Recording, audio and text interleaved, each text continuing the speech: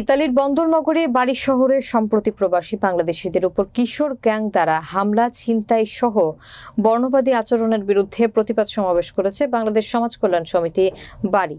Italy প্রতিনিধি মোল্লা মনিরুজ্জামান মনিরের প্রতিবেদনে দেখুন বিস্তারিত। মঙ্গলবার পিয়াজ্জা দেল রেডেন্টোরে মিলিত হয়ে সেখান থেকে লিবার্টা পাড়ায় যথেষ্ট সহিংসতা বলে স্লোগান দিয়ে কর্সো ভিত্তোরিও এমানুয়েলো গিয়ে শেষ হয়। প্রতিবাদ সভায় বাংলাদেশ সমাজ কল্যাণ সমিতি বাড়ির সভাপতি আব্দুল কাদেরের সভাপতিত্বে এবং সাধারণ সম্পাদক এমডি মোস্তফার পরিচালনায় বক্তব্য রাখেন বাংলাদেশ সমাজ কল্যাণ সমিতি বাড়ির যুগ্ম সাধারণ সম্পাদক হেলাল উদ্দিন, কোষাধ্যক্ষ জাফর আহমেদ, ক্রীড়া সম্পাদক আমিনুল ইসলাম, বাড়ি বিএনপি সভাপতি খলিলুর রহমান খোকন, সাধারণ সম্পাদক আক্তারুজ্জামান মেহেদি, মসজিদ কমিটির সভাপতি মোহাম্মদ ইমরান হোসেন, সাধারণ সম্পাদক ইসমাইল হোসেন, সামাজিক সংগঠন সিজিএল এর নেতৃবৃন্দ সহ আরো অনেকে। এ সময় বক্তারা বলেন, বাড়ি একটি শান্তপ্রিয় শহর।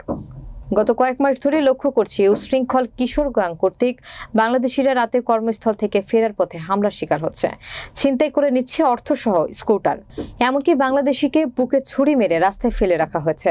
আমরা এর তীব্র নিন্দা জানাই। প্রতিবাদ সমাবেশ শেষে বাড়ি জেলা প্রশাসক এবং পুলিশ কমিশনারের সাথে বিভিন্ন দেশের 6 সদস্যদের একটি প্রতিনিধি দল সৌজন্য সাক্ষাৎ করেন। প্রশাসনের কাছে এসব বন্ধের পদক্ষেপ নেওয়ার দাবি জানান। জেলা প্রশাসক বলেন, বাংলাদেশি এলাকায় পুলিশি টহল এবং লাইটিং বাড়ানো হবে। এছাড়া ইতালিয়ান কমিউনিটির সাথে যৌথ প্রোগ্রাম হাতে নেওয়া হবে।